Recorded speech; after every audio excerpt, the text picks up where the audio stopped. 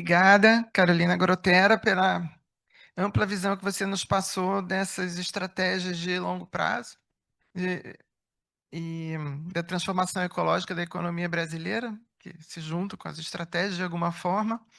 E agora eu passo a palavra a Sérgio Xavier, coordenador-geral do Fórum Brasileiro de Mudança do Clima e coordenador da Câmara de Participação Social do Comitê Interministerial sobre a Mudança do Clima, que vai nos falar sobre a participação da sociedade na LTS do Brasil. Muito obrigada. Obrigado. Obrigado, Carolina. Cumprimentar Carolina, a outra Carolina, duas Carolinas aqui presentes, do B e Grotera. Cumprimentar Miriam e Marta também, que fizeram ótima síntese do que precisamos fazer. Queria agradecer ao professor Emílio pelo convite e parabenizar por esse evento, parabenizar a toda a organização. Muito bom estar nessa sala aqui, inspiradora, cercada de conhecimentos, de artes e de pessoas super inspiradoras também. Eu fico pensando aqui sempre como é que a gente sintetiza tantas questões, né? Porque as questões climáticas envolvem tudo praticamente. Todas as coisas são transversais, né? No começo a gente pensava que eram algumas coisas transversais. Hoje são multitransversalidades. Então, os projetos, os sistemas de gestão, as políticas públicas, etc., elas precisam incorporar o conceito da governança sistêmica, da visão sistêmica, coisas que ficavam muito na teoria, mas que agora precisam estar na prática, né? Então, no fórum, a gente vem pensando muito sobre esses pontos realmente críticos para implementar tudo isso, fazer com que a sociedade acompanhe. Transição justa, na nossa visão, é transição com transformação da economia, com participação da sociedade. A sociedade participa muito das discussões da política pública no topo das políticas, que são as leis, no máximo ali a regulamentação, mas o grande problema é exatamente os modelos econômicos que estão nos territórios, são os modelos de negócios, né? A Marta, inclusive, é da Câmara de Participação Social, fez a última pergunta daquele painel, que eu acho que é a pergunta-chave: como é que a gente resolve, faz a mediação das grandes discordâncias, né? Os grandes conflitos, interesses e tudo mais. E eu costumo dizer que é exatamente quando você desce para o território e estuda os modelos de negócios que se interligam com a vida, que interferem na vida das pessoas, que modelam, inclusive, a vida das pessoas nos territórios. O modelo econômico hoje, ele funciona como um modelador de tudo, né? De hábitos, modelador dos processos em cada lugar onde ele se instala. E a gente precisa fazer o contrário, precisa garantir que os modos de vida, principalmente das comunidades tradicionais, das comunidades indígenas, que, aliás, são os modos de vida mais sustentáveis da humanidade nesse momento, e estão sendo pressionados. A gente precisa criar modelos econômicos que sejam baseados nos modos de vida, na cultura local, na saúde planetária. Semana passada eu participei na USP dessa discussão. Aliás, está vendo hoje um encontro internacional sobre isso. Saúde única, saúde pensando o conjunto, a humanidade e todas as espécies de vida. É um conceito que está sendo trabalhado. Portanto, a gente precisa integrar tudo isso e aproximar da vida local.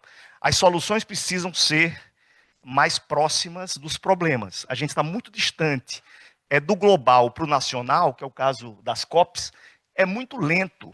É um processo muito lento e muito distante da realidade dos lugares.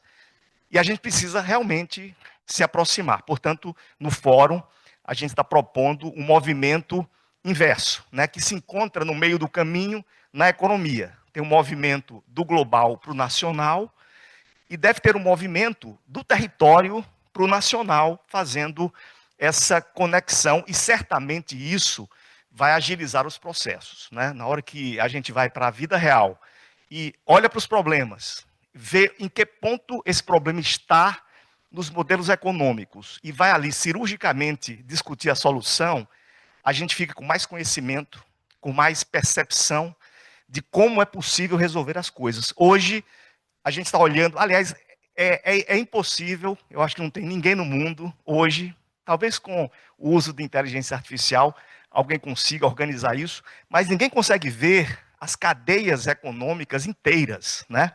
A gente não tem essa visibilidade, essa visualização.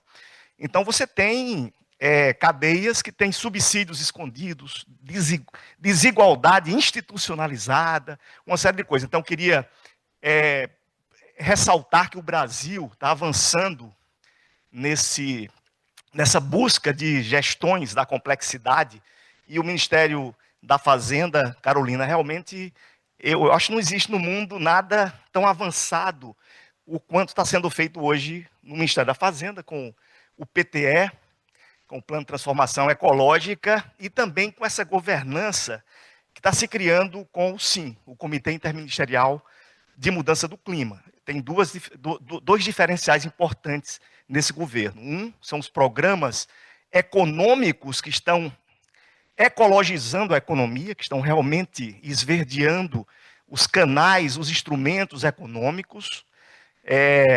A economia geralmente monetariza os recursos naturais e a gente precisa ecologizar os instrumentos econômicos, que é o que está sendo feito pelo Ministério da Fazenda. E o outro aspecto importante é exatamente essa governança sistêmica que começa a ser implementada com o SIM, que reúne 23 ministérios.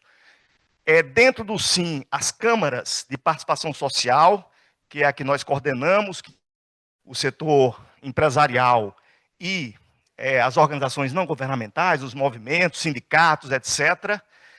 Tem a Câmara também de Assessoramento Científico, que tem ali toda a academia presente, e a Câmara de Articulação Interfederativa, que junta estados e municípios.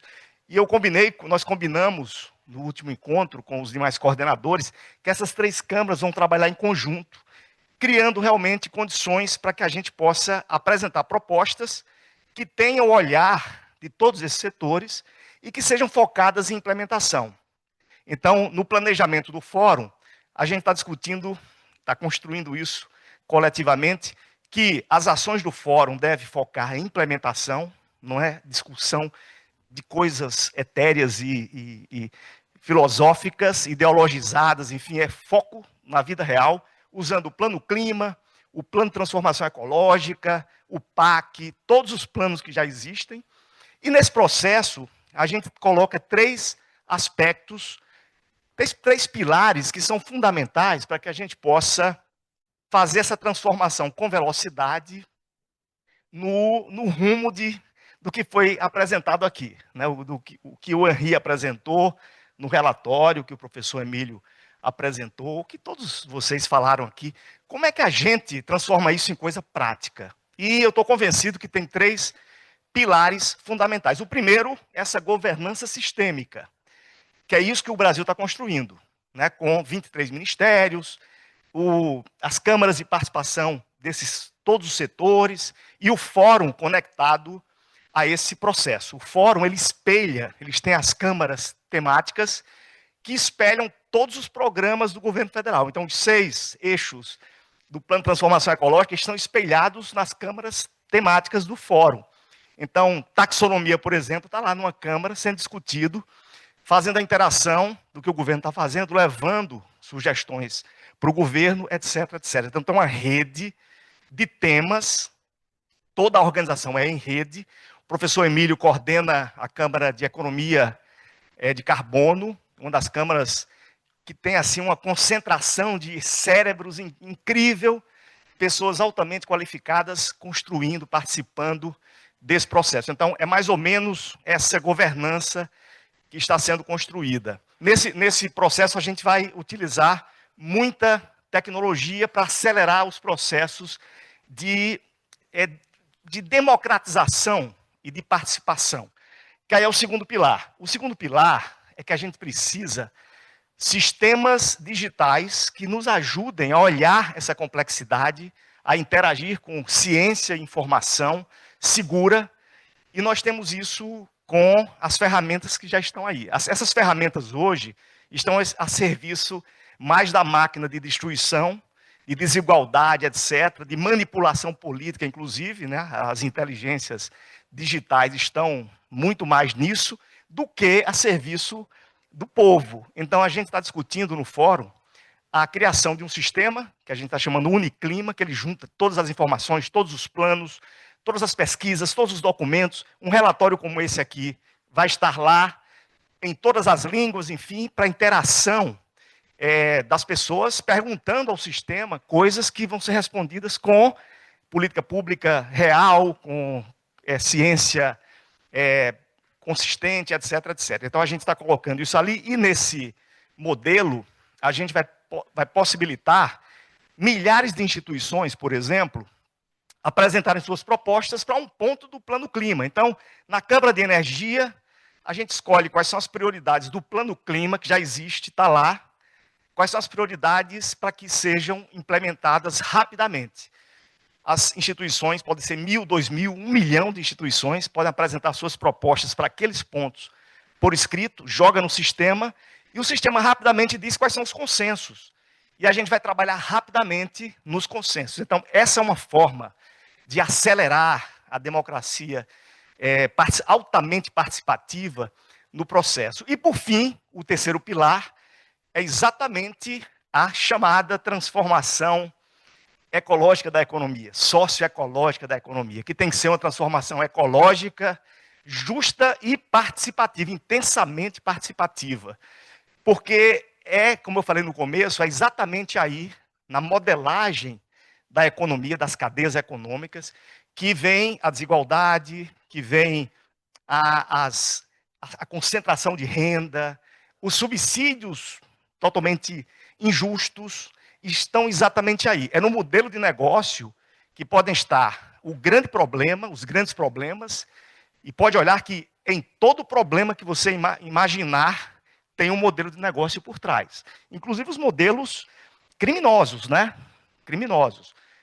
Garimpo ilegal, desmatamento, tudo isso tem modelo de negócio. Então, a gente tem que criar outros modelos competitivos que tragam a sociedade, que tragam os investidores, as empresas, todo mundo que quer fazer certo para isso. Eu acredito nisso. Aquela pergunta que a Marta fez, eu acho que pode ser respondida exatamente aí.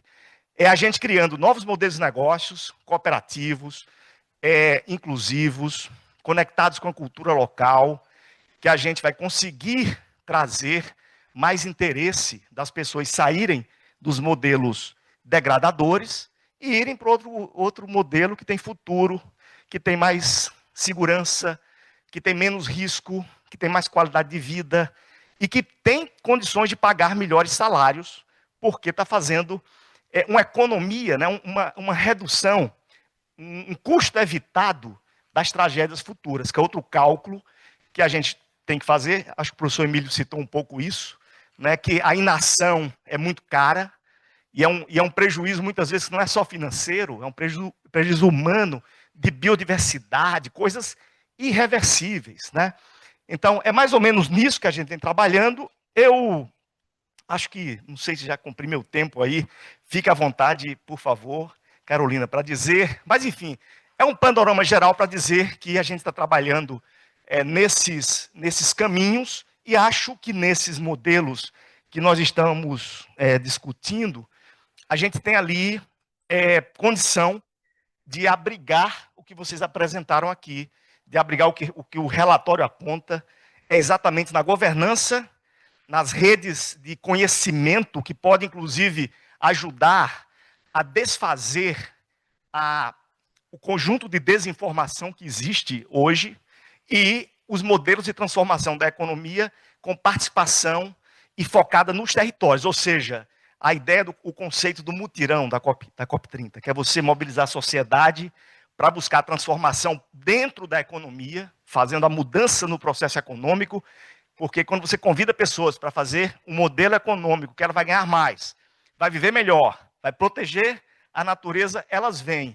Mas se você chama para ir para a rua, para protestar contra alguma coisa, não é tão fácil mobilizar as pessoas que estão ali no dia a dia trabalhando, né, sem tempo nem para respirar. Portanto, essa nova forma que nós vemos de mobilização da sociedade discutindo modelos econômicos, que nós vamos encontrar também uma solução para essa mobilização dos movimentos mais progressistas que estão, nesse momento, com muita dificuldade de se mobilizar. Em cima de questões práticas do território, com resultado imediato e com conexão com o longo prazo. Muito obrigado.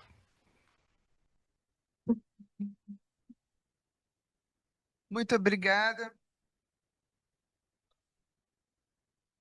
Muito obrigada, Sérgio, por a sua ótima explanação de como a sociedade tem se articulado na participação das decisões e nas sugestões das questões de clima e desenvolvimento aqui no Brasil.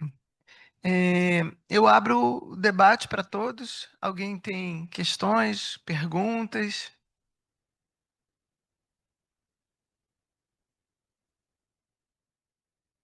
Carolina, enquanto alguém pergunta, eu lembrei que tem aqui o William também, o William Wilson, que também pode dar uma participação.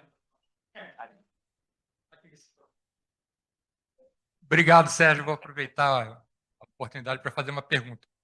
Na verdade, são duas. A primeira é sobre a LTS. Né? Na apresentação da Marta, ela falou ali que é um sinal para os investidores de longo prazo pensar em investimentos, etc.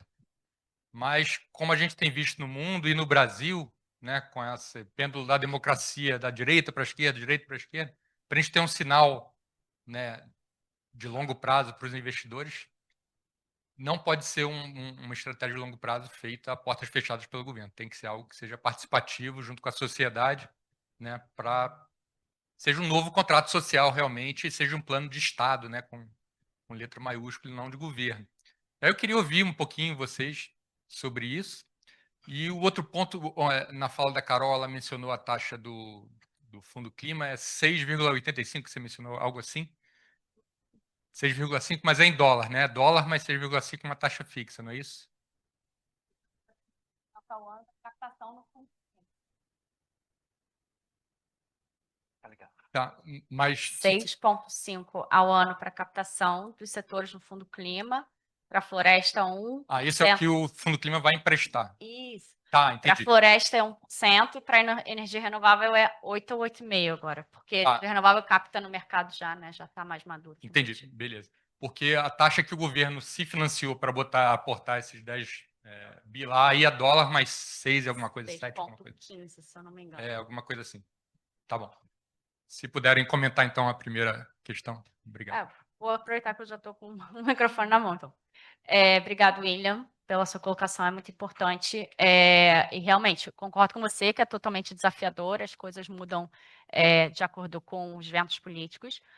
O que a gente tem tentado fazer, como eu disse, né, é trazer segurança jurídica a partir da regulamentação de vários setores novos, setores emergentes, né? Então, assim, essa parte de energia, sobretudo, tem muito setor emergente. Então, hidrogênio de baixa emissão, combustível de aviação, ou então a parte de data center também, né? São todos setores que a gente está trabalhando em marcos regulatórios. E a gente sempre faz algum tipo de instrumento que garanta a participação da sociedade e dos setores interessados. Então, seja uma consulta pública, seja uma tomada de subsídio. Então, para todos esses marcos regulatórios, a gente tem tentado fazer isso, não só para isso, para a taxonomia também. A taxonomia recebeu 5.000 contribuições. É um trabalho hercúleo para consolidar, né, essas contribuições.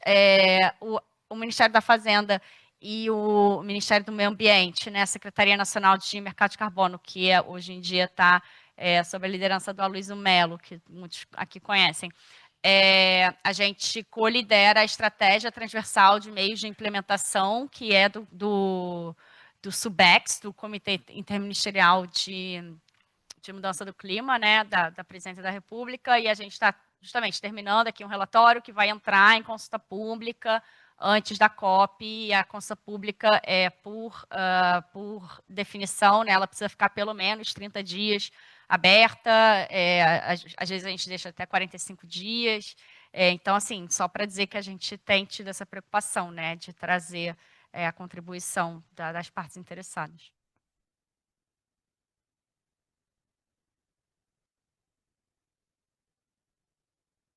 Eu quero só complementar dizendo que uma parte, né, do que se espera da LTS, que é o estabelecimento da meta de neutralidade climática, o Brasil já faz na sua NDC e está reafirmado no Plano Clima, né, de que vai ser até 2050. Mas agora precisa de toda a outra parte da formulação da primeira LTS, né? Então a gente sabe aí que tem todo um processo de linha de chegada do Plano Clima, né? A Estratégia Nacional de Mitigação e os planos setoriais de mitigação estavam em consulta pública até um tempo atrás. Tem as estratégias transversais do Plano Clima, como a Carolina mencionou.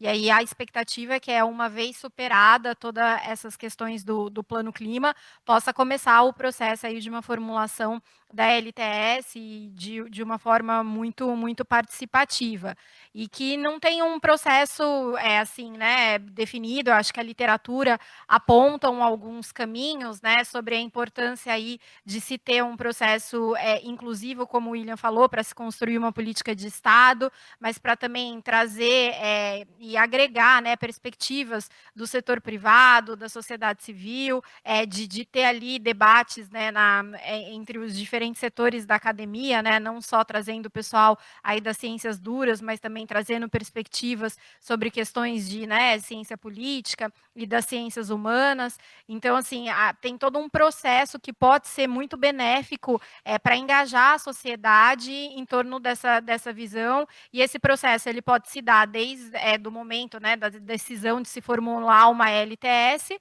ou também ele pode acontecer, né, dado aí que já existe a meta de neutralidade climática, e por uma submissão que venha mais rápido, até por questões de governo, mas que aí poderia, sei lá, vir um anexo, né, de como vai se dar o processo de regulamentação dessa meta da LTS, né? Assim, tem que saber também aproveitar o timing político e fazer que o processo da LTS de construção coletiva não seja só da meta, mas também da implementação dela.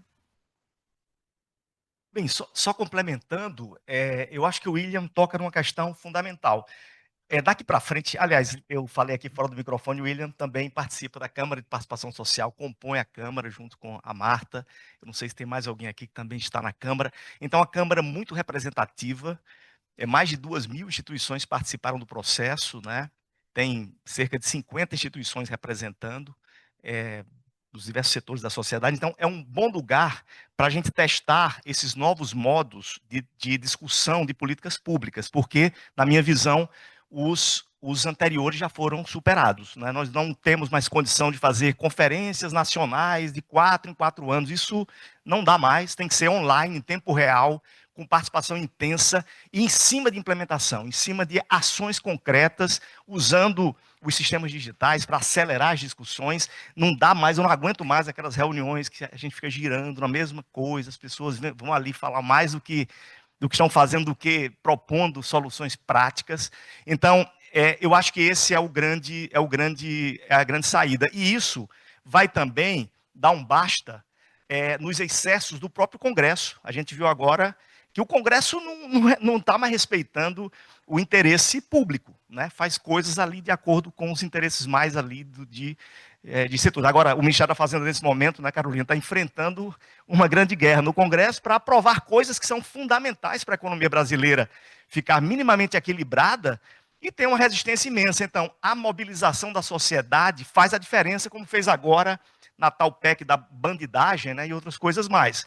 Eu acho que a gente tem que realmente criar esses novos modelos, criar fluxos que possibilitem essas discussões de implementação com mais velocidade, usando sistemas digitais, e fazer isso de uma forma que pressione as mudanças, o povo exigindo que o seu poder seja respeitado com coisas muito concretas e indo no ambiente econômico, que é o que fala mais alto. Na hora que a gente cria uma solução que dá para implementar, que gera mais resultados, que o povo quer, o consumidor quer, o trabalhador vai ser mais respeitado, os velhos modelos vão se degradando.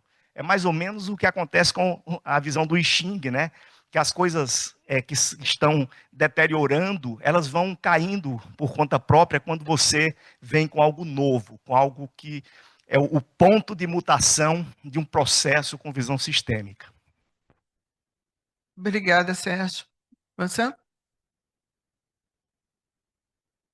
Obrigado. Só para citar um exemplo de projeto que eu acho que responde um pouco a isso que vocês estavam colocando eu estou falando em português, mas vou continuar assim, que está juntando essa questão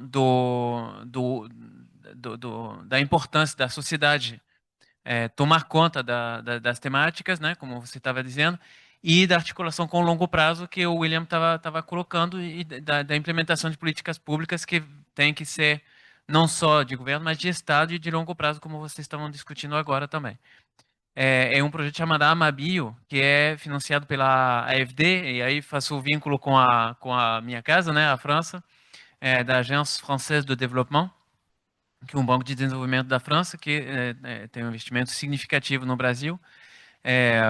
E vão ser vários projetos na Amazônia para desenvolvimento da bioeconomia. E então vai ser um edital com vários projetos que vão ser lançados.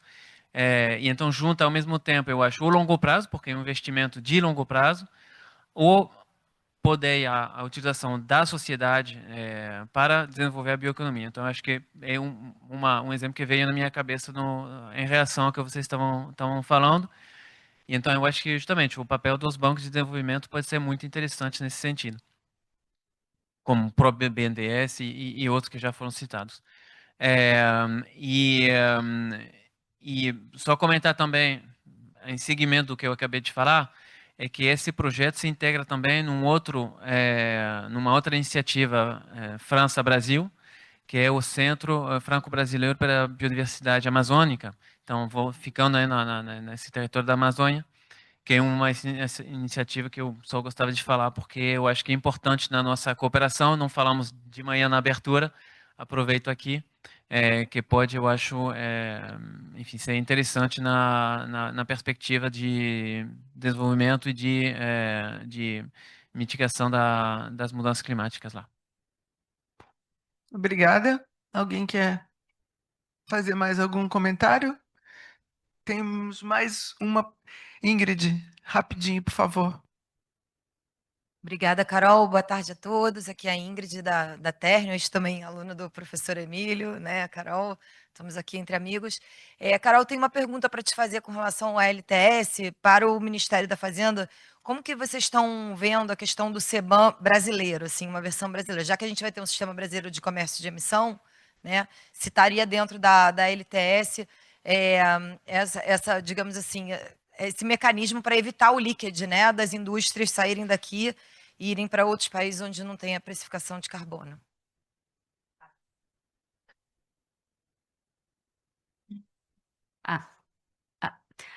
Desculpa. Obrigada, Ingrid. Bom te rever. Com relação a essa parte do CBAM brasileiro, tudo que eu posso dizer é que até é um pleito de alguns segmentos da sociedade, mas hoje em dia isso não está sendo aventado. Na verdade, é até uma questão, assim, daí vem minha visão pessoal até. Não existe um posicionamento de governo, né, com relação ao CBAM. Então, o Itamaraty tem um posicionamento, o MD que também, não é que o MD que tem um posicionamento, mas assim, está fazendo o trabalho dele ali, né, com a CAMEX, a Câmara de Comércio Exterior e tal, então, mobilizando os setores, e também dando suporte técnico para que os setores, né, minimizem eventuais impactos que possam ser causados por CBAM, uma vez que ele entre em vigor. E aí até o próprio Ministério da Fazenda, a gente fez uma parceria com a ABDI, Agência Brasileira de Desenvolvimento Industrial, em que a gente chamou um time super qualificado lá com o Instituto EMAS e tal, para fazer um trabalho sobre o CBAM. A gente está, enfim, está sendo desenvolvido ainda, não tem a parte final, né? Mas eu acho que assim, a ideia é justamente a gente conseguir contribuir para uma posição de governo com relação ao CBAM. Tá? E aí depois, para o CBAM brasileiro em si, assim, tudo que eu posso dizer é que não tem nada concretamente sendo desenvolvido nessa parte, não.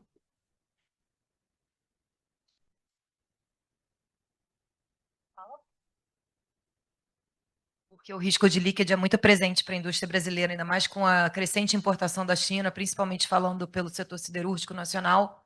A gente tem visto um crescente invasão, né, dos produtos chineses e está tomando nosso espaço e está fechando fábrica. E tem empresa, inclusive, que está investindo fora, né, do país, fechando fábrica aqui. E o líquido já está acontecendo, por isso que eu estou perguntando, porque a gente sabe, né, que vai ter, né, essa maior, digamos, o cap, né, por causa do Sistema Brasileiro de Comércio de Emissão. Temos que realizar a transição energética.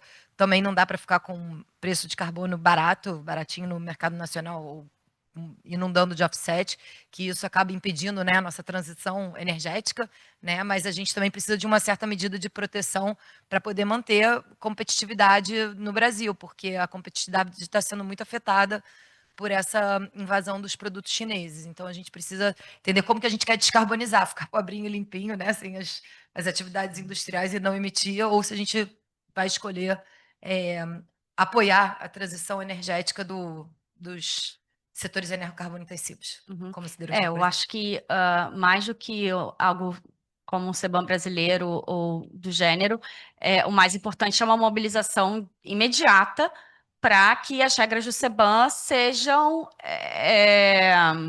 como eu posso dizer, mais claras e transparentes, né? Porque a gente sabe que o escopo 1 é considerado para alguns setores e não é considerado para outros setores, e isso justamente para nós, né, para o Brasil, que tem uma matriz elétrica muito mais limpa do que, pegando o exemplo da China, né, mas, enfim, a média global, isso nos desfavorece enormemente, né, então, eu acho que essa mobilização precisa acontecer, já era para estar acontecendo há muito tempo, assim, a gente vê muitos dentro do governo e fora, né, isso sendo questionado junto à União Europeia, enfim, e eu acho que, assim, essa é a minha visão do que deve ser feito de imediato. Emílio? Sim. Não, rapidamente sobre esse ponto, é que até com o IDRI nos facilitou agora no início de julho, né, a apresentação do relatório da EDP também na Comissão Europeia, na DG Clima. E nós conversamos um pouco sobre esse ponto. Quer dizer, a questão é que a regulamentação do CBAM na fase inicial, a metodologia de cálculo da pegada de carbono dos produtos incluídos no escopo, como o aço, por exemplo, ela engloba apenas as emissões no escopo 1, ou seja, dentro da própria indústria, né? Então, o que a Grotera falou agora, quer dizer, isso prejudica o Brasil no sentido de que, não considerando o escopo 2, que é o consumo de energia elétrica da indústria, em que no Brasil a eletricidade sendo bem mais verde que em outros países, como a China, por exemplo, que é o principal concorrente, né, isso nos coloca numa situação desfavorável. E, essencialmente, a origem dessa determinação é que o fato que o CBAM para evitar o leakage das empresas europeias que vão para o exterior. E as empresas europeias reportam dentro do ETS, do mercado europeu, suas emissões de escopo 1 somente, né? Então, o que seria necessário seria um grupo de trabalho conjunto para fazer uma metodologia de certificação, né, e que o cálculo da pegada de carbono pudesse, dentro de um cronograma, dentro de algo a ser negociado, né, caminhar para refletir de forma mais fidedigna, técnico-científica, a real pegada de carbono dos produtos, incorporando escopo 2 e, eventualmente, escopo 3 futuramente, né? Então, o que seria... Uma coisa é mobilização política, discussão, diplomacia. Outra coisa é um trabalho de harmonização de critérios de certificação. Então, acho que isso que também poderia contribuir para, de certa forma, dirimir um pouco esse impasse e, do lado dos países produtores, junto à União Europeia, trabalharem nisso e, eventualmente, também isso vai servir para futuramente uma criação de um CBAM brasileiro que é possivelmente aventado como um desdobramento aí da implementação do SBCE. Obrigado, Emílio. William? Sim.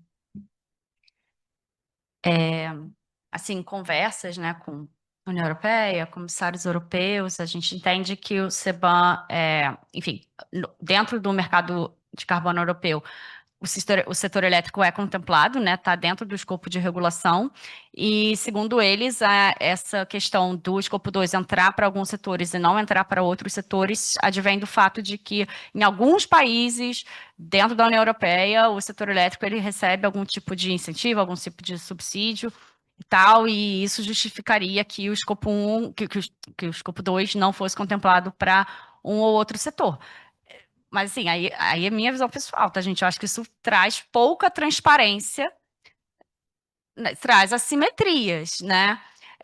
E aí, só falando muito brevemente também, uma das nossas propostas para a COP30 é uma coalizão aberta, né, para mercados de carbono regulados, em que o nosso foco enfim, um alinhamento, né, uma maior harmonização para regras de MRV, que é uma coisa que pega no CBAM também, porque o MRV tem ali, né, esqueci o termo que a gente usa geralmente, mas assim, ali os limites, né, os limites do sistema, do que está sendo contemplado, padrões para carbon accounting. Então, a gente tem o pessoal do Itamaraty que trabalha fortemente nisso, de padrões de contabilidade de carbono, inclusive, ao nível do produto. E aí já foge um pouco do CBAM e tal, mas assim, regras para o uso de offset. Né? Então, a nossa coalizão é focada nisso e a gente tem tido conversas interessantes com países parceiros estratégicos, dentre eles a União Europeia. William? Queria só complementar com um comentário. Primeiro, olhando do ponto de vista do CBAM europeu, por exemplo, quando a gente fala que o escopo 2 não está incluído, que isso é prejudicial ao Brasil, se fosse incluído, beneficiaria. É bom a gente lembrar também que não beneficiaria apenas o Brasil, mas alinha também com o objetivo global de descarbonizar a produção dos produtos, porque o mundo poderia produzir o alumínio, o aço, etc., numa localidade com menor conteúdo de carbono. Então, acho que isso é um ponto importante a se considerar quando se tiver esse tipo de conversa. E eu concordo plenamente com a Carol, que falou que não é muito transparente, essa escolha arbitrária, etc. E é isso, eu queria adicionar isso. Do ponto de vista que a Ingrid colocou, do CBAM nacional, digamos assim, o CBAM é um mecanismo de ajuste de fronteira para a proteção da competitividade de setores regulados no mercado de carbono. Né? No projeto PMR, diversos de nós aqui participamos do PMR fazendo as simulações. A gente tinha lá alocação gratuita, grandfathering, e tinha mecanismos de ajuste de fronteira, né, os dois principais mecanismos ali de proteção à competitividade dos setores regulados para que não haja o carbon leakage. Né? E, bem, o que eu queria colocar aqui nesse ponto é, a gente vai ter tempo para pensar nisso, né? Porque a fórmula de CBAM qual é? É o preço do carbono numa geografia menos da outra, da onde está chegando, né? Vezes a quantidade de carbono que tem ali dentro daquele produto. Né? Mas o nosso mercado de carbono, né, a secretaria talvez seja criada hoje para regulamentação. O processo de regulamentação vai ser relativamente longo, necessário, mas apenas uma observação longa, até 2030 não deve entrar em funcionamento o mercado de carbono. E o que está na lei é que o primeiro plano de alocação vai ter alocação gratuita, não pode ter leilão. Então, nesse primeiro período, mesmo depois dele funcionando, alocação gratuita. Então, o preço de carbono aqui, né, não vai ter. Então, até 2035 a gente tem uma certa tranquilidade para pensar no CBAM nacional.